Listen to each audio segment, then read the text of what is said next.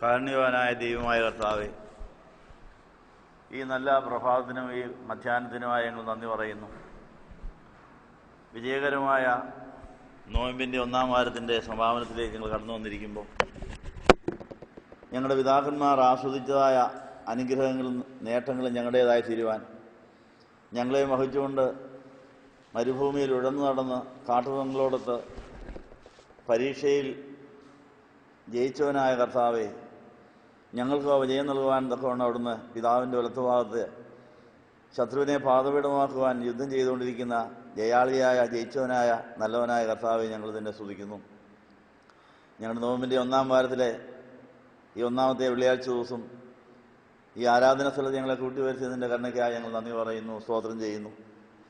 വന്നു ചേർന്നിരിക്കുന്ന എല്ലാവരെയും പേരുപേരായി തിരുമുമ്പാകെ സമർപ്പിക്കുന്നു. അവരുടെ സങ്കടങ്ങളും ദുഃഖങ്ങളും എല്ലാം അവിടെ നിന്ന് അറിയുന്നുണ്ടല്ലോ. ഞങ്ങളുടെ തലയിലെ മുടി പോലും എണ്ണി ഞങ്ങളെ കരുതുകയും ഞങ്ങളെ ആശ്വസിപ്പിക്കുകയും വഴിനിർത്തുകയും ചെയ്യുന്ന വിധം ഓർത്ത് ഞങ്ങൾ നിന്നെ സ്തുതിക്കുന്നു. ഞങ്ങളെ ആകർഷിച്ചിവിടെ കൊണ്ടുവന്നതായ നിൻ്റെ കരുണയ്ക്കും കൃപയ്ക്കുമായി നന്ദി പറയുന്നു. ഞങ്ങളുടെ തലയിലെ മുടികൾ പോലും അവിടെ നിന്ന് എണ്ണിയിരിക്കുന്നതിനാൽ ഞങ്ങൾ നിന്നെ സ്തുതിക്കുന്നു. വന്നിരിക്കുന്ന എല്ലാവരെയും, അവരുടെ പ്രിയപ്പെട്ടവരെയും ദൂരെയും ചാരയും ഉള്ളവരെയും അവരുടെ സങ്കടങ്ങളെയും ഇതാ അതിനുമ്പാകെ സമർപ്പിച്ചിരിക്കുന്നു. ഞങ്ങളിപ്പോൾ പാടിയതുപോലെ പ്രാർത്ഥനയ്ക്ക് ഉത്തരം നൽകുന്ന ദൈവത്തിൻ്റെ സന്നിധിയെ ഞങ്ങൾ കാത്തിരിക്കുകയാണ്.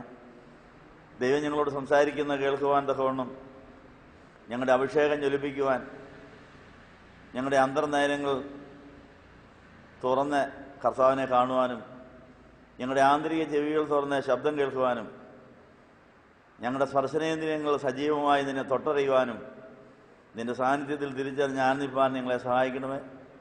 ഞങ്ങളുടെ കണ്ണുനീർ നിൻ്റെ തുരുത്തിയിലാക്കി വയ്ക്കണമേ.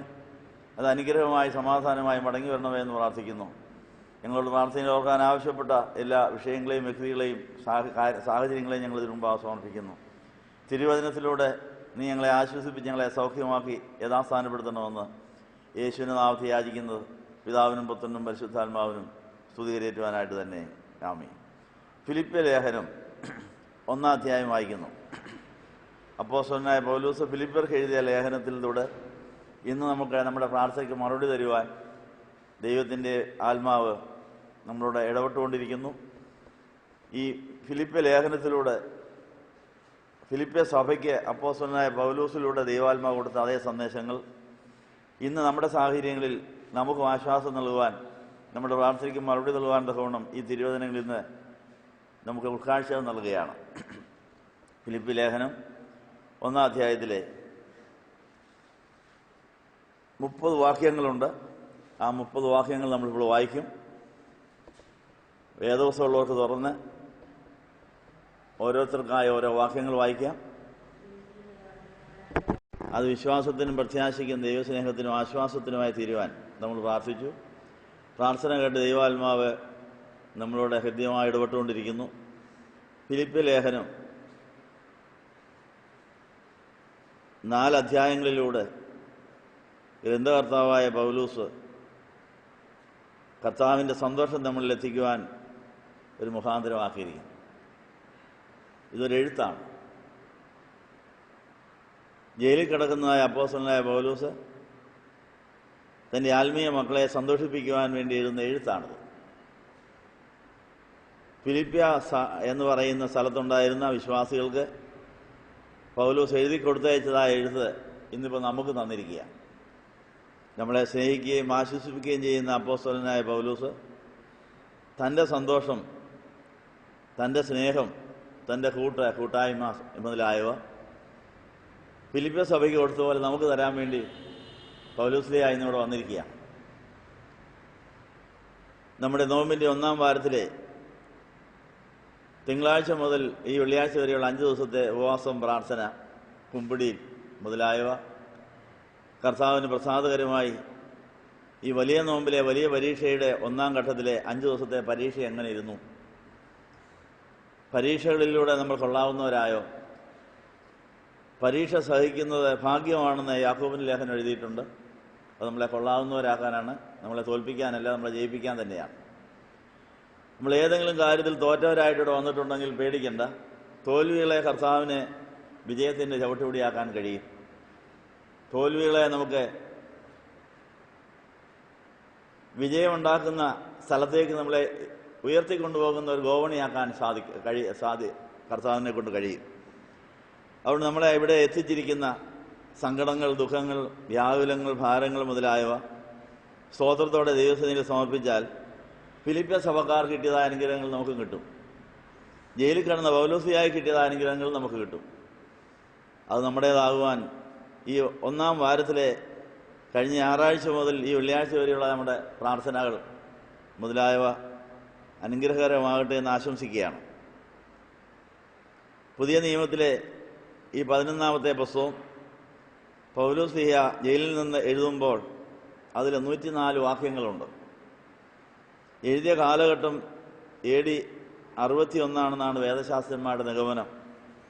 അതായത് പെന്തിക്കോസ്തി പെരുന്നാളിന് ശേഷം ഒരു 31 കൊല്ലം കഴിഞ്ഞ്, പെന്തിക്കോസ്തി പെരുന്നാൾ കഴിഞ്ഞ് 8 കൊല്ലം കഴിഞ്ഞ് മാനസാന്തരപ്പെട്ട കർത്താവിൻ്റെ അപ്പോസ്തലനായി വിളിക്കപ്പെട്ട വേർതിരിക്കപ്പെട്ട പൗലോസ് കർത്താവിനെ വളർത്തി കർത്താവിൽ ജീവിച്ച് സുവിശേഷ വേല ചെയ്യുന്നതിനിടയിൽ കള്ളക്കേസുണ്ടായി പിടിക്കപ്പെട്ട് ജയിലിൽ കിടക്കുമ്പോൾ ആ ജയിലിൽ വെച്ചുണ്ടായതായ അനുഗ്രഹങ്ങളും അനുഭവങ്ങളും നമ്മുടേതുമാകുവാൻ നമുക്കും പ്രത്യാശ നൽകുവാൻ ഇതാ ഇങ്ങനെ ഒരു ലേഖനം എഴുതിയിരിക്കുന്നു. ഈ ഫിലിപ്പി ലേഖനത്തിൽ ഈ 4 അധ്യായങ്ങൾ നമുക്ക് വായിക്കാൻ സമയം കിട്ടിയിട്ടുണ്ട്. നമ്മൾ പ്രാവശ്യം വായിച്ചിട്ടുണ്ട്. അതിലെ പ്രധാന വ്യക്തികൾ കൂടെ ദൈവം സംസാരിക്കുകയാണ്. ഈ ഫിലിപ്പി ലേഖനത്തിലെ പരാമർശിക്കപ്പെട്ട വ്യക്തികൾ, പ്രധാന വ്യക്തികൾ പൗലൂസ്, തീമോഥെയോസ്, എപ്പഫ്രാദീത്തോസ്, യുവോദിയ, സുന്തുക ഇങ്ങനെയുള്ള വ്യക്തികളെക്കുറിച്ച് ഇതിനകത്ത് പരാമർശമുണ്ട്. അതെല്ലാം നമുക്ക് പ്രത്യാശ നൽകുവാൻ വേണ്ടി ദൈവം കരുതിയിരുന്ന ചില കഥാപാത്രങ്ങളാണ്. ഈ ഫിലിപ്പി ലേഖനത്തിൻ്റെ പ്രത്യേകത എന്താണ്? കാരാഗൃഹത്തിൽ വെച്ച് എഴുതിയതായ ഈ ലേഖനത്തിലും പൗലൂസിനെ ആത്മീയ മക്കളോട് പറയുവാനുള്ളത് കർത്താവിൽ എപ്പോഴും സന്തോഷിക്കുവിൻ എന്നാണ്. അപ്പം ഈ അപ്പോസ്തലനായ പൗലൂസിൻ്റെ ഫിലിപ്പി ലേഖനത്തിൽ എഴുതിയിരിക്കുന്ന 104 വാക്യങ്ങളുടെ രത്നചുരുക്കം സന്തോഷിക്കണമെന്നാണ്. എപ്പോഴും സന്തോഷിക്കണമെന്നാണ്. അത് കർത്താവിലായിരിക്കണമെന്നാണ്. എന്തൊക്കെ സംഭവിച്ചാലും കർത്താവിൽ സന്തോഷിക്കാൻ സാധിക്കും. ആ സന്തോഷം നമ്മുടെ ബലമായി തീരും. ആ ബലം നമുക്ക് തിന്മയെ തോൽപ്പിക്കാനുള്ള ശക്തിയാകും. അത് നമ്മുടെ ധർമ്മങ്ങൾ നിർവഹിക്കാനുള്ള എനർജിയായി മാറും. അത് നമ്മളുടെ ധർമ്മങ്ങൾ നിർവഹിച്ച് ജന്മസാഫല്യം വിടയുവാനുള്ള ശക്തിയും ഓജസ്സും വീര്യവുമായി മാറുമെന്ന് അപ്പോസ്തലനായ പൗലോസ് സാക്ഷിക്കുന്നു. ആ സാക്ഷ്യം നമുക്കും പ്രത്യാശ നൽകട്ടെ. ഈ മുഖവരിയോടുകൂടെ ഈ ഫിലിപ്പി ലേഖനത്തിലെ 1-ാം അധ്യായത്തിലെ ചില വാക്യങ്ങൾ വീണ്ടും നിങ്ങളുടെ ശ്രദ്ധയിലേക്ക് കൊണ്ടുവരികയാണ്.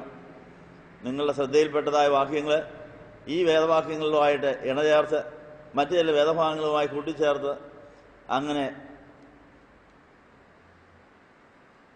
വചനമാകുന്ന പാല് നമുക്ക് ശക്തി നൽകട്ടെ എന്ന് ആശംസിക്കുന്നു. ഫിലിപ്പി ലേഖനത്തിലെ 1-ാം അധ്യായത്തിൽ 3 മുതലുള്ളതായ ഭാഗത്ത് പൗലോസ്ലീഹ ജയിലിൽ കിടന്നുകൊണ്ട് തൻ്റെ ആത്മീയ സന്തോഷം കത്തിലൂടെ പ്രിയമക്കൾക്ക് കൊടുക്കുമ്പോൾ പ്രാർത്ഥനയെക്കുറിച്ചും സന്തോഷത്തെക്കുറിച്ചുമുള്ള ചില അനുഭവങ്ങൾ ഇവിടെ സൂചിപ്പിക്കുകയാണ്. പൗലോസിൻ്റെ സ്തോത്ര പ്രാർത്ഥന 3-ാം വാക്യം മുതൽ നമുക്ക് കാണാം.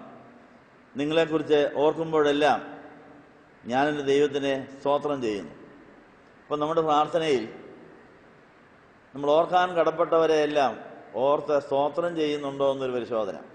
പ്രാർത്ഥനയിൽ നമ്മളുടെ പ്രിയപ്പെട്ടവരെയും പ്രാർത്ഥനയിൽ ഓർക്കാൻ ആവശ്യപ്പെട്ടവരെയും നമ്മുടെ ബന്ധുമിത്രാദികളെയും നമ്മുടെ ധർമ്മങ്ങൾ നിർവഹിക്കുവാൻ തന്നിരിക്കുന്ന കൂട്ടുവേലക്കാരെയും വേലസ്ഥലങ്ങളെയും എല്ലാം സ്തോത്രത്തോടെ ദൈവസന്നിധിയിൽ സമർപ്പിക്കണമെന്നാണ് പറയുന്നത്. ഒന്നിനെക്കുറിച്ചും വിചാരപ്പെടരുത് എന്ന് ഫിലിപ്പി ലേഖനം 4-ാം അധ്യായത്തിലുണ്ട്. നമ്മുടെ വിചാരങ്ങളും വികാരങ്ങളും ഭാരങ്ങളും എല്ലാം സ്തോത്രമാക്കി മാറ്റണമെന്നാണ്. അപ്പോൾ സകല ബുദ്ധിയെയും കവിയുന്ന സമാധാനം കർത്താവ് നമുക്ക് തരുമെന്നാണ് ഈ ഫിലിപ്പി ലേഖനം 4-ാം അധ്യായത്തിൽ പറഞ്ഞിരിക്കുന്നത്. നമുക്ക് സകല ബുദ്ധിയെയും കവിയുന്ന സമാധാനം കിട്ടിയിട്ടുണ്ടോ? ഏതായി സകല ബുദ്ധിയെയും കവിയുന്ന സമാധാനം? നമ്മുടെ ബുദ്ധിക്കും നമ്മുടെ ചിന്തകൾക്കും അതീതമായ രീതിയിൽ വലിയ സമാധാനം തരുവാൻ കർത്താവ് കഴിവുള്ളവനാണ്. യേശുവിൻ്റെ പേര് സമാധാനം എന്ന് തന്നെയാണ്. അവൻ നമ്മുടെ സമാധാനം. ലോകം തരുന്ന പോലെയുള്ള സമാധാനമല്ല, ലോകം തന്നിട്ട് പെട്ടെന്ന് എടുത്തു കളയുന്ന സമാധാനമല്ല, തന്നാൽ എടുക്കുകയില്ലാത്തതും തീരാത്തതുമായ നിത്യസമാധാനം തരുവാൻ യേശുവിനും പരിശുദ്ധാത്മാവിന് കഴിവുണ്ടെന്ന് അപ്പോസ്തലനായ പൗലോസ് ഇവിടെ സാക്ഷിക്കുന്നു. അപ്പം നമ്മുടെ എല്ലാ വിചാരങ്ങളും വികാരങ്ങളും ഭാരങ്ങളും സ്തോത്രത്തോടെ അറിയിച്ചാൽ അത് സ്വീകരിപ്പാൻ നമ്മുടെ കർത്താവ് തയ്യാറാണ്. നമ്മുടെ കർത്താവിനെ നമ്മുടെ ആത്മമണവാളനായ പിതാവ് സമ്മാനിച്ചിരിക്കുന്നു. അവൻ നമുക്ക് വേണ്ടി കരുതുന്നവനാണ്. അവൻ നമ്മുടെ തലയിൽ മുടി എത്രയാണെന്ന് എണ്ണിപ്പെറുക്കുന്നവനാണ്. എത്ര വലിയ സ്നേഹമാണെന്ന് നോക്കി. നമുക്ക് ആർക്കെങ്കിലും നമ്മുടെ തലയിൽ എത്ര മുടിയുണ്ടെന്നറിയാവോ? അത് എണ്ണാൻ സാധിക്കുമോ? എണ്ണാൻ സമയമുണ്ടോ? പക്ഷേ നമ്മുടെ കർത്താവിന് നമ്മുടെ തലയിലെ എല്ലാവരുടെയും മുടിയുടെ എണ്ണം അറിയാം. നമുക്ക് വളരെ നിസ്സാരമെന്നാണ് തോന്നുന്ന മുടി. ഈ മുടി നമ്മൾ അറിയാതെ ഉണ്ടായി പോകുന്നതും അറിയുന്നില്ല. കുളിമുറി ചെല്ലുമ്പോൾ അവിടെ കഴിഞ്ഞ പ്രാവശ്യം കുളിക്കാൻ ചെന്നപ്പോൾ വീണത് അവിടെ കാണും. നമ്മുടെ ബെഡേ കുറച്ച് കാണും. പോകുന്ന വഴിക്കൊക്കെ കാണും. ഇനി നമ്മുടെ ശരീരത്തിൽ നിന്നും മാത്രം മുടി പൊഴിഞ്ഞു പോയിരിക്കുന്നു. പക്ഷെ കർത്താവിൻ്റെ ഇതിന് കണക്കുണ്ട്. പുതുതായിട്ട് മുടി മുളച്ചിട്ടുണ്ടോ? പഴയത് വല്ലതും പോയോ? അതെവിടെയെല്ലാം കിടപ്പുണ്ട്. അത്രയ്ക്ക് സൂക്ഷ്മമായി സ്നേഹിക്കുന്നവരാ ഒരു സ്വർഗത്തിലെ അപ്പച്ചനും അപ്പച്ചൻ്റെ മോനും നമുക്കുള്ളപ്പോൾ പിന്നെ എന്തിനാണ് വിചാരപ്പെടുന്നത്? നമുക്കറിയാവുന്നതിനേക്കാൾ കൂടുതൽ നമ്മുടെ അറിയാവുന്നവൻ, നമുക്ക് വേണ്ടി കരുതുന്നവൻ, നമ്മളെ സൂക്ഷിക്കുന്നവൻ, നമ്മളെ ശ്രദ്ധിക്കുന്നവനായ ഇമ്മാനുവേൽ നമ്മുടെ കൂടെ നമുക്ക് സമ്മാനമായി ജീവിത പങ്കാളിയായി അപ്പച്ചൻ തന്നിരിക്കുമ്പോൾ നമ്മൾ എന്തിനാണ് വിചാരപ്പെടുന്നത് ഭാരമാണ്, അത് ദോഷമാണെന്നാണ് കർത്താവ് തൻ്റെ ഗിരിപ്രഭാഷണത്തിൽ പറഞ്ഞത്. ഒന്നിനെക്കുറിച്ചും വിചാരപ്പെടരുത്. മത്തായി 6-ാം അധ്യായത്തിൻ്റെ 33 നമ്മൾ വായിച്ചിട്ടുണ്ട്. മുമ്പേ അവൻ്റെ രാജ്യവും നീതി അന്വേഷിച്ചാൽ മതി, അപ്പോൾ നമുക്ക് വേണ്ടതെല്ലാം നമ്മളെ തേടി വരും. മുമ്പേ ദൈവത്തിൻ്റെ രാജ്യം ഭക്ഷണവുമല്ല പാനീയവുമല്ല, നീതിയും സമാധാനം പരിശുദ്ധാത്മാവിലും സന്തോഷവുമാണ്. അത് ക്രിസ്തുവിനെ സേവിച്ചാൽ നമ്മൾ മനുഷ്യർക്ക് കൊള്ളാവുന്നവരാകും, ദൈവത്തെ പ്രസാദിപ്പിക്കുന്നവരാകും. അപ്പോൾ നമുക്ക് വേണ്ടതെല്ലാം നമ്മളെ തേടി വരുമെന്നാണ് കർത്താവും ഈ പൗലോസ്ലീഹായും പല വേദഭാഗങ്ങളിലൂടെ നമുക്ക് തന്നിരിക്കുന്ന ഉറപ്പ്. അപ്പോസ്തലനായ പൗലോസ് തൻ്റെ കൈകാലുകളാൽ ചങ്ങലാൽ ബന്ധിക്കപ്പെട്ട് ജയിലിലാണ് കിടക്കുന്നെങ്കിൽ എനിക്ക് സന്തോഷത്തിനൊരു കുറവില്ല. അതിനെ ഞാൻ സന്തോഷമായിട്ട് സ്വീകരിച്ചിരിക്കുകയാണ്. അതിന് സ്തോത്രം പറയുകയാണ്. നിങ്ങളെക്കുറിച്ച് ഓർക്കുമ്പോഴെല്ലാം ഞാനെൻ്റെ ദൈവത്തിന് സ്തോത്രം ചെയ്യുന്നു. അപ്പോൾ നമ്മുടെ ഓർമ്മകളെ സ്തോത്രവുമായി ബന്ധിപ്പിച്ചിട്ടുണ്ടോ? നമ്മൾ എന്തെല്ലാം കാര്യം ഓർക്കാറുണ്ട്, പക്ഷെ എല്ലാ ഓർമ്മകളും കർത്താവിനെ സ്തോത്രം ചെയ്യാൻ ഉപയോഗിച്ചിട്ടുണ്ടോ എന്ന് ഉപയോഗിക്കും. അപ്പോൾ സ്തോത്രം ചെയ്യാൻ ഉപയോഗിക്കാത്ത ഓർമ്മകൾ അത് അശുദ്ധിയിലേക്കും പാപത്തിലേക്കും ദോഷത്തിലേക്കും പോകാൻ സാധ്യതയുണ്ട്. യേശുവിനെ കൂടാതെ നമുക്കൊന്നും ചെയ്യാൻ അനുവാദമില്ല. നമ്മൾ ചെയ്യുന്നതെല്ലാം യേശുവിന് വേണ്ടി യേശുവിനോടൊത്ത് ചെയ്താൽ അതെല്ലാം അനുഗ്രഹമായി തീരുമെന്നും ഓർപ്പിക്കുന്നു. അപ്പോൾ ഫിലിപ്പി ലേഖനം 1-ാം അധ്യായത്തിൻ്റെ 3-ാം വാക്യം നമുക്ക് തരുന്ന സന്ദേശം, നമ്മുടെ എല്ലാ ഓർമ്മകളും നമ്മുടെ എല്ലാ ചിന്തകളും സ്തോത്രമാക്കി മാറ്റണം. അപ്പോൾ സകല ബുദ്ധിയെയും കഴിയുന്ന സമാധാനം നമുക്ക് ലഭിക്കുമെന്നാണ് പറയുന്നത്. നമ്മുടെ ഹൃദയം വചനങ്ങൾ ഇണചേർന്ന് വിശാലമായി സമുദ്രം പോലെ ആകാമെങ്കിൽ നദി പോലെയുള്ള സമാധാനം നമുക്ക് ഒഴുക്കിത്തരുമെന്ന് യെശയ്യാ 48:18 നമ്മളുടെ ദൈവസന്നിധിയിൽ നമ്മുടെ സങ്കടങ്ങൾ സ്തോത്രത്തോടെ സമർപ്പിച്ച് ദൈവത്തിൻ്റെ വചനങ്ങൾ അനുസരിക്കുവാൻ നമ്മൾ തീരുമാനമെടുത്ത് ആ വചനപ്രകാരം ജീവിക്കാൻ ശ്രമിക്കുമ്പോൾ നമുക്ക് നദി പോലെയുള്ള സമാധാനം, സമുദ്രത്തിലെ തിരമാലകൾ ഒന്നിനു പുറകെ ഒന്നായി കരയിൽ വന്നു ചേരുന്നത് പോലെ നീതിയുടെ അനുഭവങ്ങൾ ഒന്നിനു പുറകെ ഒന്നായി വന്നുകൊണ്ടേയിരിക്കുമെന്നാണ് യെശയ്യാ 48:18 പറയുന്നത്. ഈ അനുഭവങ്ങളെല്ലാം പൗലോസ്ലീഹായ്ക്കുണ്ടായി, കർത്താവിനുണ്ടായി, വിശുദ്ധന്മാർക്കുണ്ടായി, നോമ്പെടുത്ത നമ്മുടെ പിതാക്കന്മാർക്കുണ്ടായി. അത് നമുക്കായി തീർക്കാൻ വേണ്ടി ഇതാ നമ്മളും ഈ 50 നോയമ്പിൻ്റെ ആദ്യത്തെ ഒരു വാരത്തിൻ്റെ അവസാനത്തിലെത്തിയിരിക്കുന്നു. നാളത്തെ വിശുദ്ധ കുർബാനയ്ക്ക് നിങ്ങൾ ആരാധന സ്ഥലത്ത് പോകുമ്പോൾ ആ കുർബാന സമാധാനവും ബലിയും സ്തോത്രവുമായി നിങ്ങൾക്ക് അനുഭവപ്പെടുമോ? അത് നിങ്ങളുടെ ആത്മശരീര മനസ്സുകളുടെ ക്ഷീണം മാറ്റുമോ? 5 ദിവസത്തെ പരീക്ഷ കഴിഞ്ഞുള്ളതായ ക്ഷീണം മാറ്റുവാനുള്ള ഇടക്കാല ആശ്വാസമായി നാളെയും നാളെ കഴിഞ്ഞ് വിശുദ്ധ കുർബാന വെച്ചിരിക്കുന്നു. അങ്ങനെ വലിയ നോമ്പിലെ ഒന്നാം വാരത്തിലെ അവസാനത്തെ ദിവസം വരുന്ന ശനി ഞായർ ദിവസങ്ങളിലെ നമ്മുടെ വിശുദ്ധ കുർബാന അത് നമുക്ക് സമാധാനവും ബലിയും സ്തോത്രമാകുവാനിടയാകട്ടെ എന്ന് ആശംസിക്കുന്നു. 2-ാം വാരത്തിലെ പരീക്ഷയ്ക്ക് ഒരുങ്ങുവാനുള്ള ഇടവേളയായി ഈ 2 ദിവസത്തെ നമുക്ക് പ്രയോജനപ്പെടുത്താം. അപ്പോസ്തലനായ പൗലോസ് ഫിലിപ്പിയർക്ക് എഴുതിയ 1-ാം ലേഖനം 3-ാം വാക്യത്തിലൂടെ നമുക്ക് കിട്ടിയതായ സ്തോത്രത്തെക്കുറിച്ചുള്ളതായ സന്ദേശം നമ്മൾ കേട്ടു. സ്തോത്രം ചെയ്തുകൊണ്ട്, സ്തോത്രം പറഞ്ഞുകൊണ്ട് നമ്മുടെ ഓർമ്മകളെ, നമ്മുടെ ചിന്തകളെ, നമ്മുടെ വ്യാകുലങ്ങളെ ദൈവത്തിലേക്ക് വിട്ടുകൊണ്ട് നമ്മുടെ വായന തുടരാം. 4-ാം വാക്യത്തിൽ എൻ്റെ എല്ലാ പ്രാർത്ഥനയിലും നിങ്ങൾക്ക് എല്ലാവർക്കും വേണ്ടി ഞാൻ സന്തോഷത്തോടെ പ്രാർത്ഥിക്കുന്നു. അപ്പോസ്തലനായ പൗലോസിൻ്റെ പ്രാർത്ഥനയിൽ സ്തോത്രം ഉണ്ടായിരുന്നു, സന്തോഷം ഉണ്ടായിരുന്നു. അപ്പോൾ സന്തോഷത്തോടെ സ്തോത്രം ചെയ്താണ് പ്രാർത്ഥിക്കേണ്ടത്. പ്രാർത്ഥനാ വിഷയങ്ങളെല്ലാം സന്തോഷത്തോടെ സ്തോത്രത്തോടെ ഓർത്താൽ നമുക്ക് ദൂരെ ഇരിക്കുന്നവരെ ആശ്വസിപ്പിക്കാൻ സാധിക്കുമെന്നാണ് പറയുന്നത്. നമുക്ക് സ്ഥലകാല പരിമിതികളെ അതിജീവിച്ചുകൊണ്ട് എല്ലാവരുടെയും ആത്മാവിനെ സ്പർശിക്കുവാൻ സാധിക്കും. സ്വർഗത്തോളം ഉയർന്നു പോകാൻ സാധിക്കും. പാതാളം വരെ താണി എന്ന് പാതാളത്തിൽ പോയ പ്രാണനെ വീണ്ടെടുക്കാൻ സാധിക്കും. അങ്ങനെ പാതാളത്തിലും ഭൂമിയിലും പർദീസായിലും സ്വർഗത്തോളം ഉയർന്നു പോകാനും സഞ്ചരിക്കുവാനും കഴിവുള്ളതാണ് നമ്മുടെ ഹൃദയം. നമ്മുടെ ഹൃദയം ദൈവാത്മാവിൽ നിറയുകയാണെങ്കിൽ നമുക്ക് പ്രാർത്ഥനയിലൂടെയും കത്തിൽ കൂടെയും ഇടപെടലിലൂടെയും മറ്റുള്ളവർക്ക് ആശ്വാസം കൊടുക്കാൻ സാധിക്കും എന്നിതാ പൗലോസ് തെളിയിച്ചിരിക്കുകയാണ്. മറ്റുള്ളവരുടെ ആശ്വാസം നമുക്ക് ഏറ്റുവാങ്ങുവാനും നമ്മുടെ ആശ്വാസം മറ്റുള്ളവരുമായി പങ്കിടാനും സാധിക്കുമെന്ന് ഇവിടെ ഓർപ്പിക്കുന്നു. 5-ാം വാക്യത്തിൽ ആദ്യ ദിവസം മുതൽ ഇന്നുവരെയും സുവിശേഷത്തിൽ നിങ്ങൾക്കുള്ള കൂട്ടായ്മ കൊണ്ടാണിത്. അപ്പോൾ സുവിശേഷത്തിൻ്റെ കൂട്ടായ്മയിലാണ് സന്തോഷം പകരുന്നത്, സന്തോഷം പങ്കിടുന്നത്. നമ്മൾ ആ സുവിശേഷത്തിൻ്റെ കൂട്ടായ്മയ്ക്ക് വേണ്ടി ഇവിടെ നിന്ന് കൂടിയിരിക്കുന്നു. ഈ വെള്ളിയാഴ്ചത്തെ ഉപവാസത്തോടുകൂടിയുള്ള നമ്മുടെ കൂട്ടായ്മ സന്തോഷം വർദ്ധിപ്പിച്ച് അത് ഇരട്ടിയാക്കി അത് അനേകരുമായി പങ്കിട്ട് അതും വീണ്ടും ഇരട്ടിയാക്കുന്ന ഒരു ആത്മവ്യാപാരമായി തീരട്ടെ എന്ന് ആശംസിക്കുകയാണ്. ഫിലിപ്പിയർ 1:6 നിങ്ങൾ സൽപ്രവൃത്തി ആരംഭിച്ചവൻ യേശുക്രിസ്തുവിൻ്റെ ദിവസം വരെ അത് തുടർന്ന് പൂർണ്ണമാക്കുമെന്ന് എനിക്ക് ഉറപ്പുണ്ട്.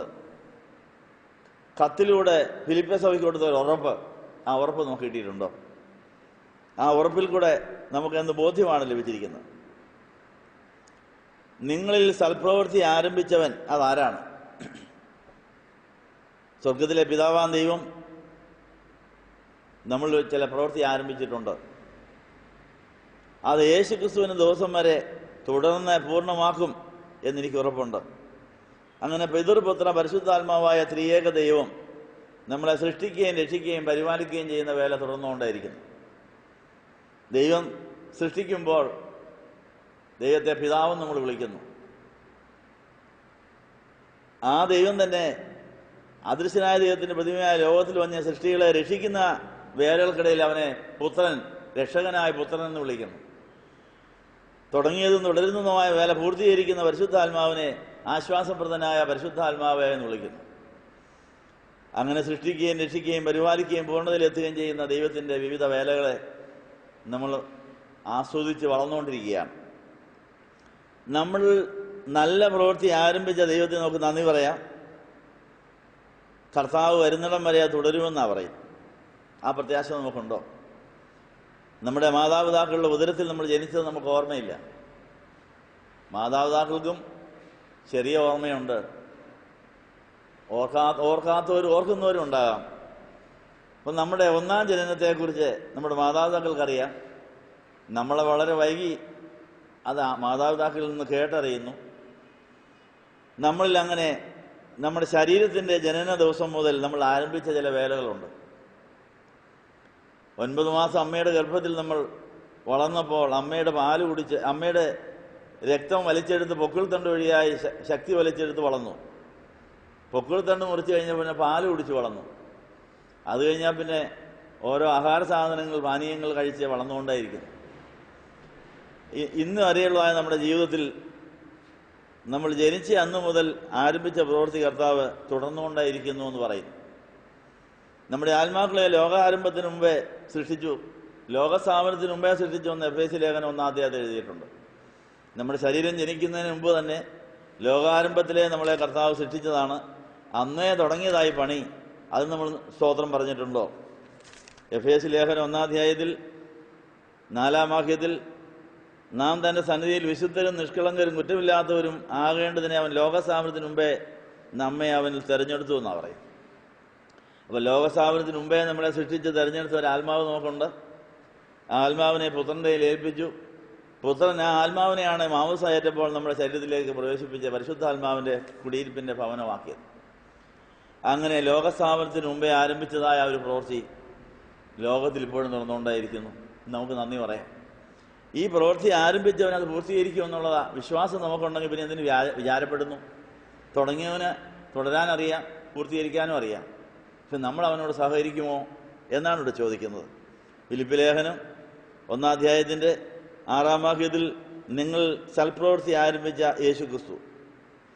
നിങ്ങൾ സൽപ്രവൃത്തി ആരംഭിച്ചവൻ യേശു ക്രിസ്തുവിൻ്റെ ദിവസം വരെ അത് തുടർന്ന് പൂർണ്ണമാക്കും എന്ന് എനിക്ക് ഉറപ്പുണ്ട്. അതുകൊണ്ട് എന്തെല്ലാം പ്രശ്നങ്ങൾ വന്നാലും എൻ്റെ ദേഹത്തെയും ദേഹിയെയും ആത്മാവിനെയും സൃഷ്ടിച്ച് രക്ഷിച്ച് പരിപാലിക്കുന്ന ദൈവമേ നിനക്ക് സ്തുതി. നീ തുടങ്ങിയ പണി പൂർത്തീകരിക്കുമെന്ന് പൗലൂസിന് ഉറപ്പുണ്ടായിരുന്നു. എനിക്ക് ഉറപ്പില്ല, ക്ഷമിക്കണം, എനിക്ക് ഉറപ്പുണ്ടെന്ന് പറയാൻ സാധിക്കുമോ? അങ്ങനെ നമ്മൾ തുടങ്ങിയ പ്രവൃത്തി തുറന്നുകൊണ്ടിരിക്കുന്നതിന് നിങ്ങൾ നന്ദി പറഞ്ഞിട്ടുണ്ടോ? ഇല്ലെങ്കിൽ ഒരു നന്ദി പറഞ്ഞാട്ടെ. നന്ദി കർത്താവേ, നന്ദി. സ്തോത്രം കർത്താവേ, സ്തോത്രം. ഒരു ഹല്ലേലൂയ എന്ന് പറഞ്ഞാട്ടെ. ഹല്ലേലൂയ. എന്തിനാ? നല്ല പ്രവൃത്തി തുടങ്ങിയതിന്, നല്ല പ്രവൃത്തി തുടരുന്നതിന്. നല്ലവനാദ്യം നല്ലതേ ചെയ്യുള്ളൂ. ചീത്ത വല്ലതും ചെയ്യുമോ? നമുക്ക് ചീത്തയായിട്ട് തോന്നിയാലും നല്ലതായിരിക്കും അത്. കാരണം നല്ലവനായ ദൈവം നല്ലതേ ചെയ്യുള്ളൂ. അപ്പോൾ നല്ലവനായ ദൈവം നല്ല പ്രവൃത്തി നമ്മളിൽ ആരംഭിച്ചിട്ടുണ്ട്. അത് പുത്രനിലൂടെ തുടരുന്നു, പരിശുദ്ധാത്മാവിലൂടെ തുടരുന്നു. അത് പരിശുദ്ധാത്മാവ് പൂർത്തീകരിക്കും. ഈ ഉറപ്പ് നമുക്കുണ്ടെങ്കിൽ നമ്മൾ വിചാരപ്പെടുമോ, വ്യാകുലപ്പെടുമോ, നിരാശപ്പെടുമോ? ഇല്ല. അപ്പോൾ നമുക്ക് എന്ത് പ്രശ്നം വന്നാലും ഈ വാക്യം ഓർക്കണം. ഫിലിപ്പിയർ 1:6 എന്താ പറയുന്നത്? എന്നിൽ നല്ല പ്രവൃത്തി ആരംഭിച്ചവൻ അത് തുടർന്നുകൊണ്ടിരിക്കുകയാണ്, പൂർത്തീകരിക്കും. അത് ഞാൻ നിന്നോട് സഹകരിക്കും. നമുക്ക് സ്വാതന്ത്ര്യം ഉള്ളതുകൊണ്ട് നിസ്സഹകരിക്കാനും പിന്മാറാനും സാധ്യതയുണ്ട്. അവിടെയാ പ്രശ്നം. എന്ത് സംഭവിച്ചാലും പിന്മാറരുത്. എന്ത് സംഭവിച്ചാലും നിസ്സഹകരണം പാടില്ല. ദൈവത്തോട് സഹകരിക്കുന്നതാണ് നമ്മുടെ പ്രാർത്ഥനയും ധ്യാനവും ആരാധനയും എന്നുള്ള കാര്യം ഓർപ്പിക്കുന്നു. ഫിലിപ്പി ലേഖനം 1:6 ഉറപ്പ് ആർജിച്ചുകൊണ്ട് പൗലോസ് തനിക്ക് കിട്ടിയ ഉറപ്പ് എഴുത്തിലൂടെ പ്രാർത്ഥനയിലൂടെ സഭയിലെ മക്കൾക്ക് എത്തിച്ച പോലെ നമുക്കതിപ്പോൾ എത്തിച്ചുകൊണ്ടിരിക്കുകയാണ്. കൃപയിൽ എനിക്ക് കൂട്ടാളിയായ നിങ്ങളെയൊക്കെയും എൻ്റെ ബന്ധനങ്ങളിലും സുവിശേഷത്തിൻ്റെ പ്രതിവാദത്തിലും സ്ഥിരീകരണത്തിലും ഞാൻ എൻ്റെ ഹൃദയത്തിൽ വഹിച്ചു ഇരിക്കുന്നതുകൊണ്ട് നിങ്ങളെ എല്ലാവരെയും കുറിച്ച് ഇങ്ങനെ വിചാരിക്കുന്ന എനിക്ക് ന്യായമാണല്ലോ. അപ്പോൾ നമുക്ക് നമ്മുടെ ഹൃദയം കർത്താവിന് വസിക്കുവാൻ പറ്റിയ സ്ഥലമായി കൊടുത്താൽ നമുക്ക് അനേകരെ ഹൃദയത്തിൽ വഹിക്കാൻ സാധിക്കുമെന്നാണ് പറയും. അതെത്ര ആശ്വാസം നൽകുന്ന കാര്യമാണ്. അപ്പോസ്തലനായ പൗലോസ് ജയിലിലാണ് കിടക്കുന്നതെങ്കിലും തൻ്റെ മക്കളെയും കൊച്ചുമക്കളെയും ഹൃദയത്തിൽ വഹിക്കുന്നു എന്നാണ് പറയും. ഞാൻ എൻ്റെ ഹൃദയത്തിൽ നിങ്ങളെ വഹിച്ചുകൊണ്ട് പ്രാർത്ഥിക്കുന്നു, സന്തോഷം നിങ്ങൾക്ക് അയച്ചു തരുന്നു എന്നാണ് പറയുന്നത്. അപ്പോൾ നമ്മളെ വഹിക്കാൻ ചിലരൊക്കെ ഉണ്ട്. പിന്നെ എന്തിനാണ് വിചാരപ്പെടുന്നത്? നമ്മുടെ അമ്മ നമ്മളെ 9 മാസം വഹിച്ചുകൊണ്ട് നടന്നു. നമ്മുടെ അപ്പൻ നമ്മളെ ചുമന്നുകൊണ്ട് നടന്ന കാലമുണ്ട്. അപ്പനും അമ്മയും കൂടെ ചുമന്ന കാലമുണ്ട്. അത് കഴിഞ്ഞാൽ നമ്മളെ സംരക്ഷിക്കാൻ ആരെയെല്ലാം കർത്താവ് വഹിക്കുവാൻ ഏൽപ്പിച്ചിരിക്കുന്നു.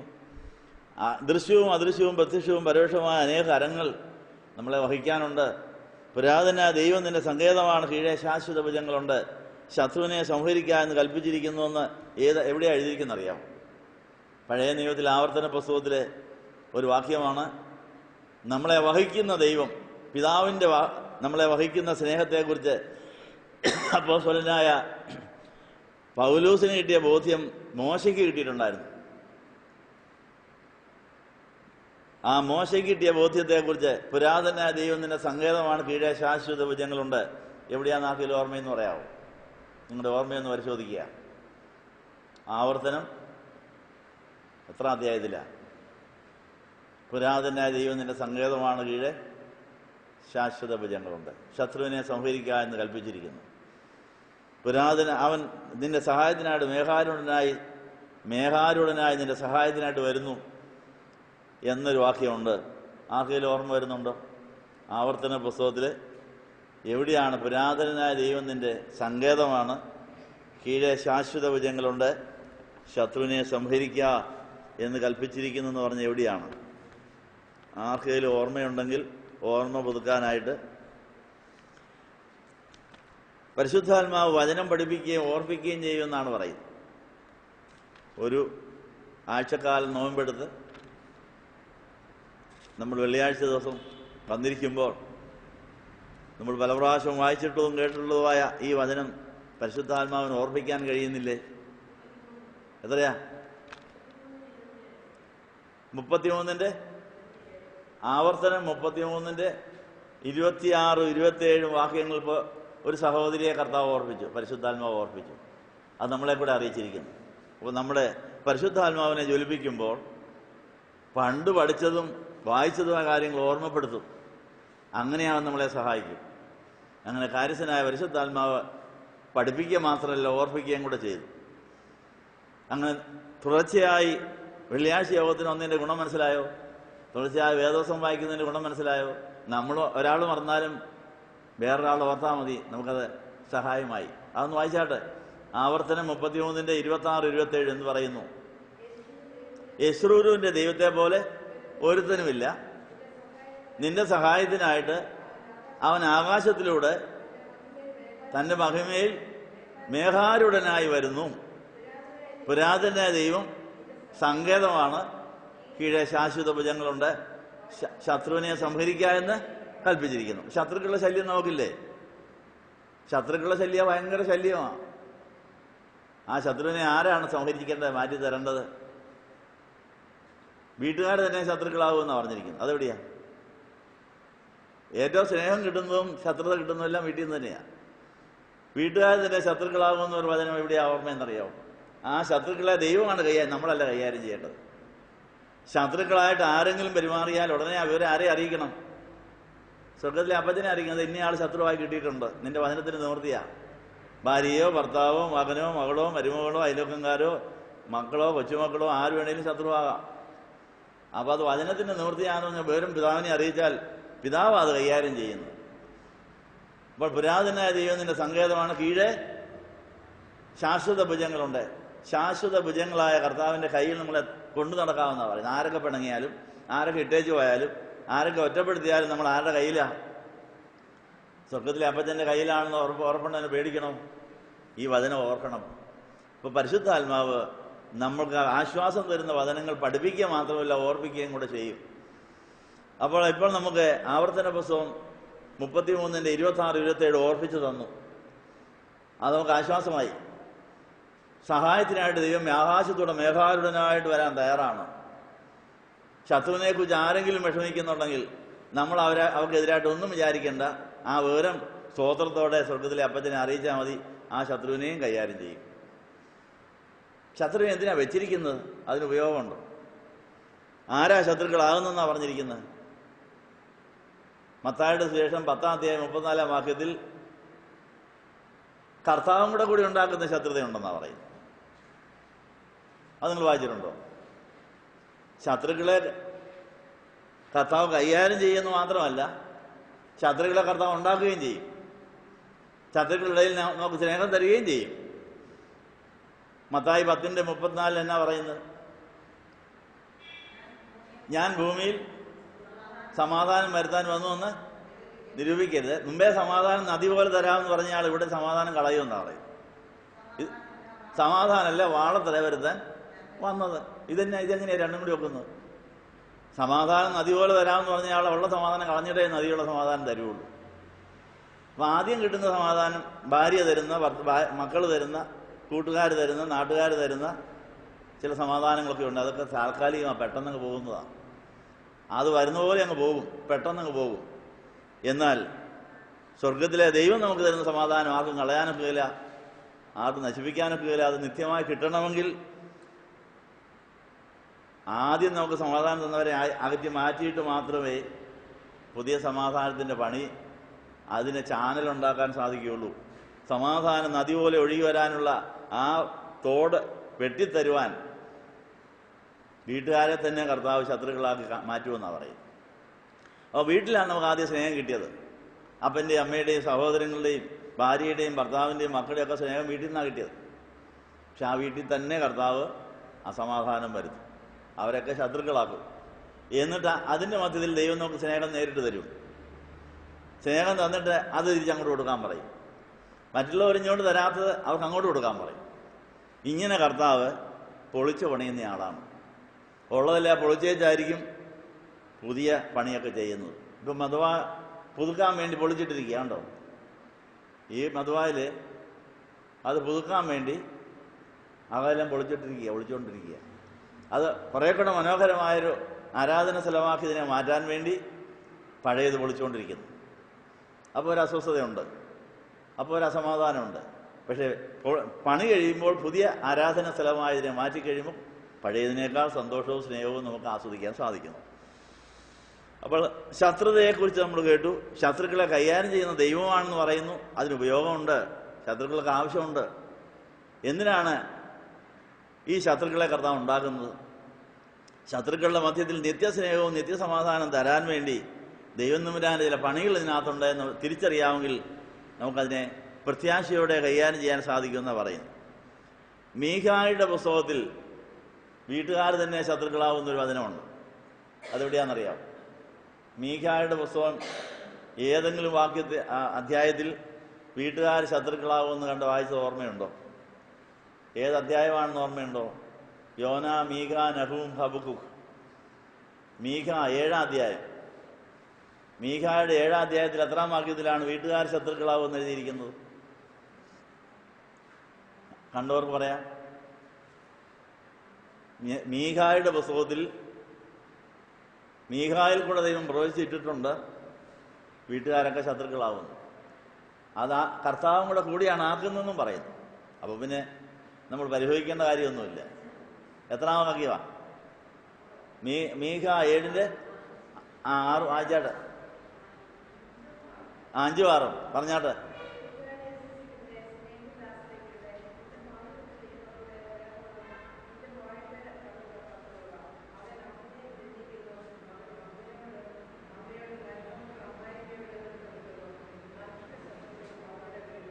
അത് എത്രാം വാക്യ? 7-ന്റെ 6. അപ്പം മീഖ 7-ന്റെ 6 നിങ്ങളിനിയും വീട്ടിൽ ശത്രുത വരുമ്പോൾ വിചാരിച്ചോണം ഇത് കർത്താവിൻ്റെ പണിയാണ്. അപ്പോൾ മീഖ 7-ന്റെ 6-ഉം മത്തായി 10-ന്റെ 34-ഉം കൂടെ ഒന്നിച്ച് ചേർത്ത് ഇണചേർത്ത് ചിന്തിക്കുമ്പോൾ മാത്രമേ എല്ലാ അസമാധാനങ്ങളുടെയും എല്ലാ ശത്രുതയുടെയും പുറയിൽ ദൈവത്തിനും കൂടെ ഒരു കൈയുണ്ട്. അതെന്തിനാ? നമ്മുടെ ദൈവത്തിൻ്റെ നിത്യസ്നേഹവും നിത്യസമാധാനവും നമ്മളിലേക്ക് ഒഴുകി വരാനുള്ള ചാനൽ ഉണ്ടാക്കുക. അതിനു മുമ്പ് കിട്ടിയതൊക്കെ താൽക്കാലികമാണ്, തികഞ്ഞു പറ്റുകയില്ല. അമ്മയുടെ സ്നേഹത്തിനും അപ്പൻ്റെ സ്നേഹത്തിനൊക്കെ പരിധിയുണ്ട്. ഭർത്താവിൻ്റെ സ്നേഹത്തിനും ഭാര്യയുടെ സ്നേഹത്തിനും പരിധിയുണ്ട്. പണം കിട്ടുമ്പോൾ കിട്ടുന്ന സന്തോഷത്തിന് പരിധിയുണ്ട്. ജോലി ചെയ്യുമ്പോൾ ജോലിയിൽ കൂടെ കിട്ടുന്ന സന്തോഷത്തിന് അതൊക്കെ പെട്ടെന്ന് പോകുന്നതായതല്ല. കർത്താവിൻ്റെ സന്തോഷം മാത്രമേ നിലനിൽക്കുകയുള്ളൂ. പിതാവായ ചെയ്യുന്ന സമാധാനം മാത്രമേ നിലനിൽക്കുകയുള്ളൂ. നിലനിൽക്കാത്തതൊക്കെ മാറ്റിവെച്ചേ നിലനിൽക്കുന്നത് തരുള്ളൂ. ഈ പ്രത്യാശയുണ്ടെങ്കിൽ ആര് പിണങ്ങിയാലും നിരാശപ്പെടണ്ട. കർത്താവ് പിണങ്ങി കിട്ടിയിട്ടുണ്ട്. സ്തോത്രം പറഞ്ഞിട്ടുണ്ടോ? നിങ്ങളുടെ വീട്ടുകാർ ശത്രുക്കളായപ്പം നമ്മുടെ വിചാരം അവളുടെ ദുഷ്ടത കൊണ്ട്, അവളുടെ നന്ദിയേട് കൊണ്ട്, അവളുടെ സ്നേഹക്കുറവുകൊണ്ട് അവൾ എന്നെ വെറുത്തിരിക്കുക എന്ന് പറഞ്ഞ് നമ്മൾ അങ്ങോട്ട് വെറുക്കാൻ തുടങ്ങും. ആര് ശത്രുക്കളായാലും ഉടനെ വിവരം ആരെ അറിയിക്കണം? മൃഗത്തിലെ അപ്പച്ച പണി സമ്മതിച്ചിരിക്കുന്നു, നിന്റെ പണി ഒത്തിരിക്കുന്നു. എൻ്റെ അപ്പൻ പിണങ്ങിയിട്ടുണ്ട്, അമ്മ പിണങ്ങിയിട്ടുണ്ട്, ഭാര്യ പിണങ്ങിയിട്ടുണ്ട്, ഇവരൊക്കെ പിണങ്ങിയിട്ടുണ്ട്. നിന്റെ പിണക്കം മാറുകയില്ലല്ലോ, നിന്റെ പിണക്കം നിനക്കില്ലല്ലോ. നിന്റെ സ്നേഹം തിരിച്ചറിയാൻ ഇവരെല്ലാം നീ ഒന്ന് മാറ്റി തന്നതിനാൽ നന്ദി എന്ന് പറയണം. അങ്ങനെയാണ് വീട്ടുകാർ ശത്രുക്കളായപ്പോൾ സ്തോത്രം പറഞ്ഞോ? നിങ്ങൾ കയറിച്ചിരിക്കുകയല്ലേ? അതിനൊരു സ്തോത്രം എന്ന് പറഞ്ഞാട്ടെ. വീട്ടുകാരെ ശത്രുക്കളാക്കിയ ദൈവമേ നിനക്ക് സ്തോത്രം. അപ്പോൾ ഏറ്റവും അധികം ശത്രുക്കൾ ദൈവത്തിനാണുള്ളത്. യേശു ക്രിസ്തുവിന് തലയിലെ മുടിയേക്കാൾ അധികം ശത്രുക്കളുണ്ടായിരുന്നാണ് പറയും. നന്മ മാത്രമേ യേശു ചെയ്തുള്ളൂ. സ്വർഗത്തിലെ പിതാവാൻ ദൈവം തമ്പുരാൻ ഒത്തിരി ശത്രുക്കൾ, കോടിക്കണക്കിന് ശത്രുക്കളാണ്. ചെറിയ തരത്ത് മറിക്കുന്ന കരൂപ് നവരത്നങ്ങളുണ്ട് പൊതിയപ്പെട്ട് പൊന്നുംകൂടമായി സുന്ദരനായി ജ്ഞാനിയായി തൻ്റെ പ്രൈവറ്റ് സെക്രട്ടറി ആയിട്ടിരുന്നയാൾ ശത്രുവായി. അവൻ ശത്രുവായി 33 കോടി മാലാഖമാരെ പിഴപ്പിച്ച് അവരെ പിശാചുക്കളാക്കി. ഇവരെല്ലാം ശത്രുക്കളാണ്. അപ്പോൾ സ്വർഗത്തിലെ പിതാവിനാണ് ഏറ്റവും അധികം ശത്രുക്കളുള്ളത്. അപ്പം നമുക്ക് 2 എണ്ണം ഉള്ളതിന് കുഴപ്പമുണ്ടോ? എന്താ? പിതാവിന് 33 കോടി മാലാഖമാർ ശത്രുക്കളായി. അവരെ കത്തിച്ച് കളയെന്ന് പറഞ്ഞാൽ ഇതുവരെ കത്തിച്ചിട്ടില്ല. അവരെ മുതലെടുത്തുകൊണ്ടിരിക്കുക, അവരെ കൊണ്ട് ചില പണിയൊക്കെ ചെയ്യിച്ചുകൊണ്ടിരിക്കുക. അപ്പം ആരെങ്കിലും ശത്രുവായാൽ വിവരം പിതാവിനെ അറിയിച്ചാൽ പിതാവ് പറയും, മക്കളെ എനിക്കും ഉണ്ട് ഒത്തിരി ശത്രു കേട്ടോ, ഞാനവരെ കത്തിക്കാൻ പോവുക, പക്ഷെ കത്തിക്കുന്നതിന് വരെ മുതലെടുത്തേച്ചാൽ കത്തിക്കുള്ളൂ.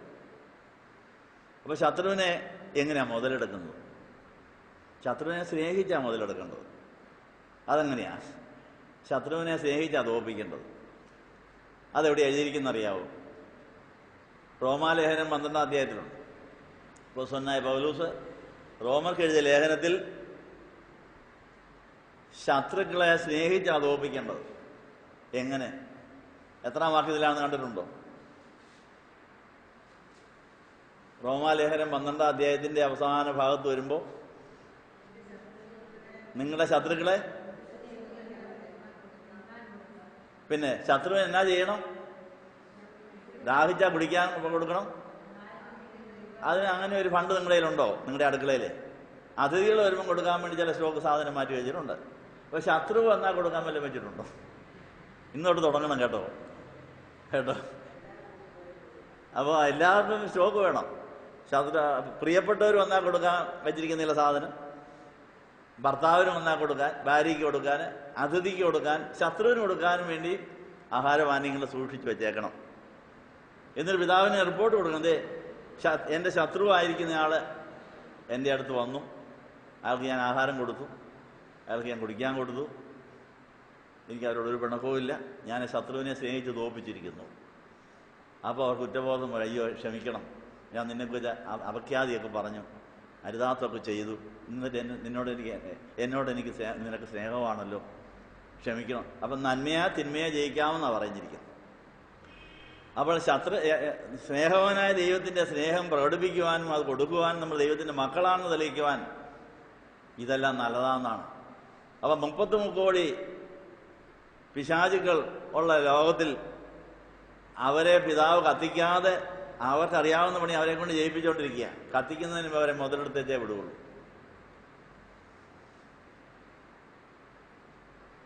നമ്മുടെ വീട്ടിലുള്ള എല്ലാ സാധനങ്ങളും ശരിക്കും പ്രയോജനപ്പെടുത്തിയിട്ടേ കളയാവും.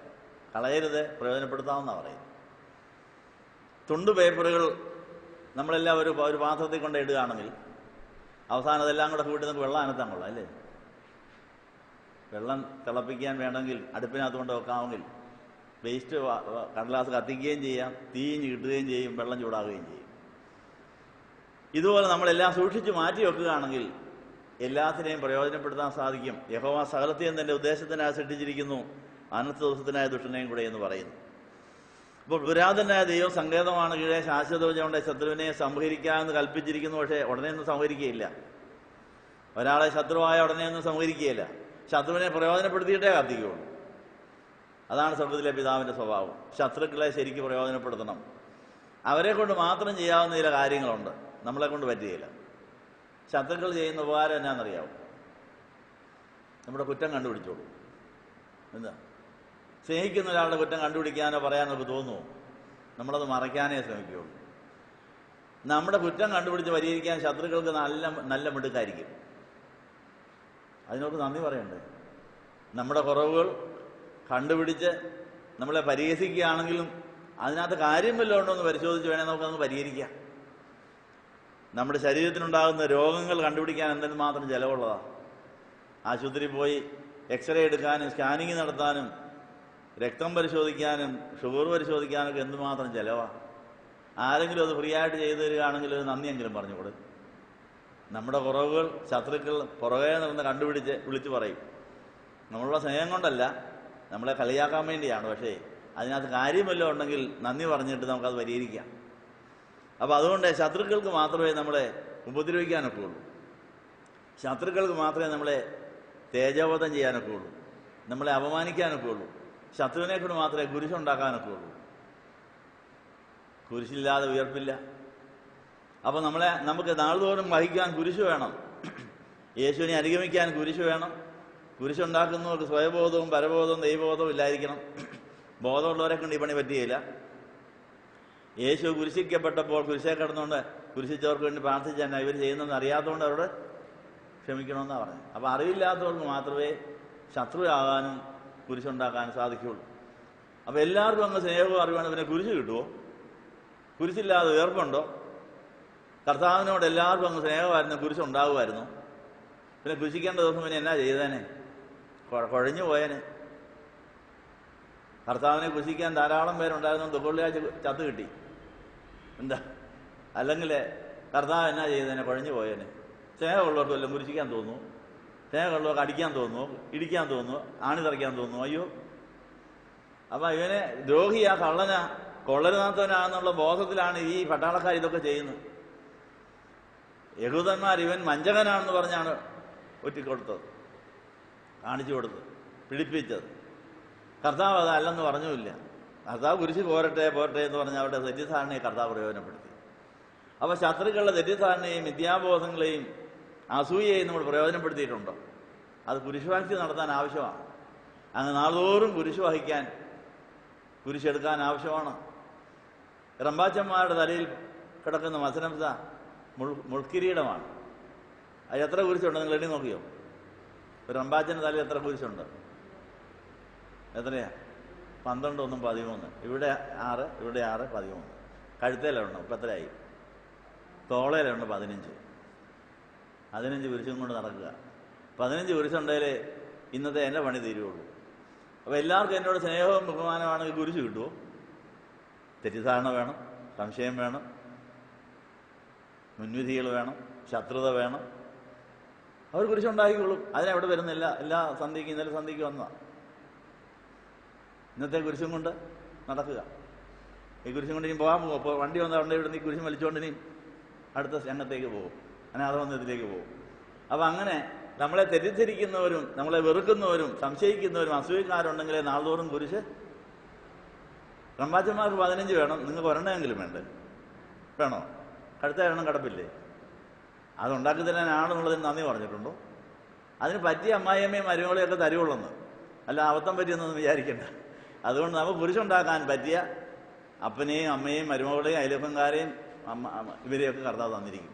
അപ്പം ഉടനെ വിവരം അറിയിക്കും, കർത്താവെ നന്ദി, ഇന്നത്തെ കുരിശ് കിട്ടി, അതിന് പറ്റിയ ആളെ നീ കൊണ്ട് തന്നു, സ്തോത്രം എന്ന് പറഞ്ഞ് വലിച്ചുകൊണ്ട് അങ്ങ് പോകണം. അവർ ചെയ്തതെന്ന് പറഞ്ഞാൽ എന്താണെന്ന് അറിയാത്തവൻ ക്ഷമിക്കണമെന്നൊരു പ്രാർത്ഥന അങ്ങ് ചൊല്ലിയേക്കണം. ചിലപ്പോൾ അത് കേട്ടായിരിക്കും അവർ കുരിശ് ഫാക്ടറിയിൽ നിന്ന് റിസൈൻ ചെയ്ത് നമ്മുടെ കൂടെ കൂടും. കർത്താവിൻ്റെ പ്രാർത്ഥന കേട്ടപ്പോഴാണ് ശതാധിപൻ പറഞ്ഞ്, ഇവൻ ആരാ? സാക്ഷാ ദൈവപുത്രനാണല്ലോ, ഇവനെ കുരിശിക്കേണ്ട കാര്യമൊന്നുമില്ലായിരുന്നല്ലോ, അയ്യോ എന്ന് പറഞ്ഞ് ഒരാൾക്ക് മാനസാന്തരം കിട്ടി. വലതുവശത്തെ കള്ളനും മനസ്സിലായി, ഇവൻ ഞങ്ങളെപ്പോലെ കള്ളനൊന്നുമല്ല, വഞ്ചകനുമല്ല, ഇവൻ ദൈവത്തിൻ്റെ പുത്രനാണ്, രാജാവാണ്, ഇവൻ രാജാവായിട്ട് വരും. ഇപ്പോഴേ തന്നെ ഒരു സീറ്റ് അങ്ങ് ബുക്ക് ചെയ്താക്കി വിചാരിച്ച് നീ രാജ്യത്വം പ്രാപിച്ചുകൊണ്ട് എന്നെ കൂടെ ഓർത്തണമെന്ന് പറഞ്ഞ കാര്യം സാധിച്ചു. അപ്പം ഈ ശത്രുതകളുടെ മധ്യത്തിൽ ദൈവമക്കളായി നമുക്ക് വളരാൻ സാധിക്കും. സ്നേഹത്തിൽ നമുക്ക് ദൈവത്തിൻ്റെ ഇഷ്ടം ചെയ്യാൻ സാധിക്കുമെന്ന് പറഞ്ഞതിന് ചുരുക്കം. അപ്പോസ്തലനായ പൗലോസ് ജയിലിൽ കിടന്നത് തന്നെ തെറ്റിദ്ധരിച്ചവരും സംശയിച്ചവരും അസൂയക്കാരും ഉണ്ടായിരുന്നതുകൊണ്ടാണ്. അവരെല്ലാം കൂടെ കള്ളക്കേസ് കൊടുത്ത് പിടിച്ച് ജയിലിൽ കൊണ്ടിട്ടു. പൗലോസിന് ഭയങ്കര സന്തോഷം, ഇന്നത്തെ കുരിശ് കിട്ടിയല്ലോ. അനേക മാസങ്ങൾ നീണ്ടു നിന്ന ജയിൽവാസത്തിനിടയിൽ കിട്ടിയ കുരിശിനെ ഉയർപ്പാക്കി മാറ്റി കണ്ടവരോടെല്ലാം സുവിശേഷം പറഞ്ഞു. അനേകർ മാനസാന്തരപ്പെട്ടു, അനേകർ വീണ്ടും ജനിച്ചു. ഒനേസിമോസ് എന്ന് പറയുന്ന ഒരു അടിമ അവിടെ ഓടി വന്ന് അവനെയും മാനസാന്തരപ്പെടുത്തി. ഫിലേമോൻ്റെ അടിമയായിരുന്നു, അവനെ എഴുത്തും കൊടുത്ത് പറഞ്ഞു വിട്ട് അവനെ നല്ല ഒരു ശുശ്രൂഷക്കാരനാക്കി. പട്ടാളക്കാരൊക്കെ മാനസാന്തരപ്പെട്ടു. അവർക്കും മനസ്സിലായി ഇയാൾ കുറ്റക്കാരനല്ല. ഇങ്ങനെ റോമാ പട്ടാളക്കാർക്കും റോമാ സാമ്രാജ്യത്തിലുണ്ട് അനേകർക്ക് യേശുവിനെ കാണിച്ചു കൊടുക്കാൻ ഈ ദുഷ്ടതകളും എതിർപ്പുകളും ശത്രുതകളും താൻ പ്രയോജനപ്പെടുത്തി എന്നാണ് പറഞ്ഞതിൻ്റെ അർത്ഥം. ഇന്ന് നമ്മൾ വായിച്ചതായ വേദഭാഗത്തിൽ ഫിലിപ്പി ലേഖനത്തിൽ 12-ാം വാക്യത്തിൽ, സഹോദരന്മാരെ, എനിക്ക് സംഭവിച്ചത് സുവിശേഷത്തിൻ്റെ അഭിവൃദ്ധിക്ക് കാരണമായി തീർന്നുവെന്ന് നിങ്ങൾ അറിയണമെന്ന് ഞാൻ ആഗ്രഹിക്കുന്നു. പൗലോസിൻ്റെ കത്തിലൂടെയുള്ള സാക്ഷ്യം അറിയിക്കലാണ്. എനിക്ക് സംഭവിച്ചത് മുഴുവനും സുവിശേഷത്തിൻ്റെ അഭിവൃദ്ധിക്ക് കാരണമായി തീർന്നു. അതിനകത്ത് ശത്രുതയുണ്ട്, സമാധാനം നശിപ്പിച്ചവരുണ്ട്, അടിച്ചവരുണ്ട്, ഇടിച്ചവരുണ്ട്, തന്നെ പലതരത്തിൽ പരിഹസിച്ചവരൊക്കെ ഉണ്ട്. അതെല്ലാം സുവിശേഷത്തിനായി പ്രയോജനപ്പെടുത്തിയെന്നാണ് പറയും. അങ്ങനെയാണെങ്കിൽ നമുക്ക് എന്ത് സംഭവിച്ചാലും സ്വതന്ത്രത്തോടെ വിവരം അറിയിച്ചാൽ അന്നേരം നമുക്ക് സുവിശേഷ വേല ചെയ്യാൻ സാധിക്കും. അടുക്കളയിലും ഭക്ഷണമേശയിലും കൃഷിയിടങ്ങളിലും നിത്യ എല്ലാ സംഭവങ്ങളിലും അത് കർത്താവിനെ സാക്ഷിക്കാനുള്ള വേദിയാണെന്നാണ് പറയുന്നത്. അപ്പോൾ അപ്പോസ്തലനായ പൗലോസ് ഫിലിപ്പി ലേഖനത്തിൽ കൂടെ നമ്മളെ പഠിപ്പിച്ചതാണ് കർത്താവിൽ സന്തോഷിക്കുവാൻ, കർത്താവ് മുഖാന്തരം ഉണ്ടാകുന്ന ശത്രുതകൾ ദൈവസ്നേഹം പ്രകടിപ്പിക്കാനുള്ള വേദികളാക്കി അങ്ങനെ നമുക്ക് ജന്മസാഫല്യം അടയാൻ സാധിക്കുമെന്നാണ് പൗലോസിൻ്റെ സാക്ഷ്യം. അപ്പോൾ എല്ലാത്തിനും സ്തോത്രം പറയുക, എന്തു സംഭവിച്ചാലും അത് ഏത് വചനത്തിന് നിവൃത്തിയാണെന്ന് ചോദിക്കുക.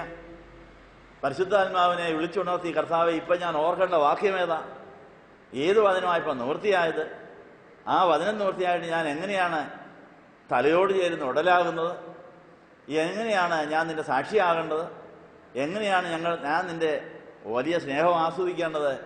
അതുകൊണ്ട് പിതൃപുത്ര പരിശുദ്ധാത്മാവായ ത്രിയേക ദൈവത്തിനാണ് ഏറ്റവും വലിയ ശത്രുക്കളുള്ളത്. ശത്രുക്കളുടെ മധ്യത്തിൽ ദൈവം നന്മ പ്രവർത്തിച്ചുകൊണ്ട് ദൈവത്തിൻ്റെ സൽഗുണപൂർണ്ണത വെളിപ്പെടുത്താനുള്ള വേദികളാണ് നമ്മളുടെ ശത്രുതകളെല്ലാം. അതുകൊണ്ട് ഉത്തമന്മാർ പ്രസിദ്ധരാകേണ്ടതിന് കലാപങ്ങൾ ഉണ്ടാകേണ്ടത് ആവശ്യമാണെന്ന് കൊരിന്ത്യ ലേഖനത്തിൽ അപ്പോസ്തലനായ പൗലോസ് പറയുന്നുണ്ട്. അതെവിടെയാണെന്നറിയാവോ? ഉത്തമന്മാർ പ്രസിദ്ധരാകേണ്ടതിന് കലാപങ്ങൾ ഉണ്ടാകേണ്ടത് ആവശ്യമാണ്. കലാപത്തിനകത്ത് അമ്മായിമ്മ പോര്, നാത്തൂൻ പോരെ, അയൽവക്കം പോരെ, പള്ളി പോരെ, എല്ലാം പോരും അതിനകത്ത് വരും. അതിൻ്റെ ഇടയ്ക്ക് നമ്മൾ ഉത്തമരായോ അതോ ദുഷ്ടരായോ?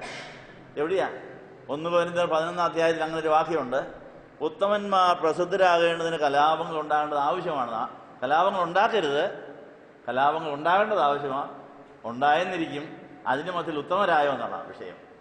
1 കൊരിന്ത്യർ 11 എത്രാം വാക്യമാണ്? 19 വായിച്ചാട്ട്.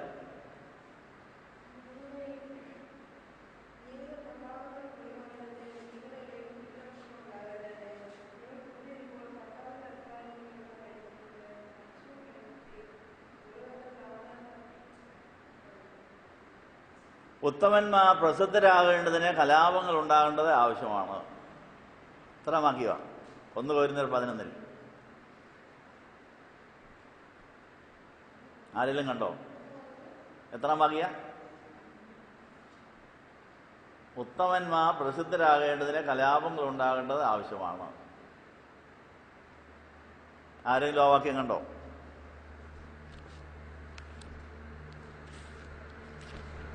ദൈവവിളി ബോധവും ദൈവസ്നേഹബോധവും ഉണ്ടെങ്കിൽ എല്ലാം നന്മയ്ക്കായി തീരും. എന്തു സംഭവിച്ചാൽ നമ്മൾ ഉത്തമരാണെന്ന് തെളിയിക്കാനുള്ള സുവർണാവസരമാണത്. 1 കൊരിന്ത്യർ 11 അധ്യായത്തിൽ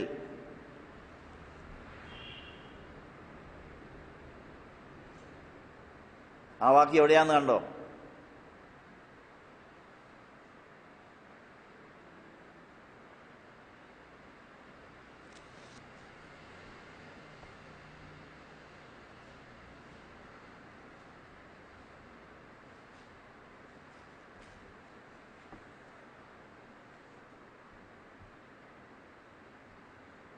ഒന്ന് കൊരിന്ത്യർ 11 അധ്യായത്തിലുണ്ട് അങ്ങനെ ഒരു വാക്യം. 17 തൊട്ട് വായിച്ചു നോക്കിയാൽ, ഇനി ആജ്ഞാപിക്കാൻ പോകുന്നതിൽ ഞാൻ നിങ്ങളെ പുകഴ്ത്തുന്നില്ല. നിങ്ങൾ കൂടി വരുന്നതിനാൽ നന്മയ്ക്കല്ല തിന്മയ്ക്കത്ര ഇടയാകുന്നത്. ഒന്നാമത് നിങ്ങൾ സഭ കുടുംബം നിങ്ങളുടെ ഇടയിൽ ഭിന്നതയുണ്ടെന്ന് ഞാൻ കേൾക്കുന്നു, ഏതാനും വിശ്വസിക്കുകയും ചെയ്യുന്നു. നിങ്ങൾ കൊള്ളാവുന്നവർ വെളിവാകേണ്ടതിന് നിങ്ങളുടെ ഇടയിൽ ഭിന്നപക്ഷങ്ങളും ഉണ്ടാകേണ്ടത്. 19 വാക്യം. 1 കൊരിന്ത്യർ 11:19.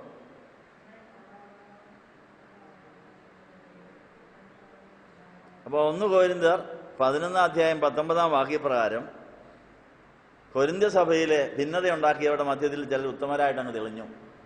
അപ്പം അങ്ങ് എങ്ങനെയാണ് കർത്താവ് അമ്മായിമ്മ പോര് വരുത്തുന്നത്? അമ്മായിമ്മ പോര്, നാത്തും പോര്, അയലക്കം പോര്, പള്ളി പോര്, എന്തെല്ലാം പോരുകളാണ്.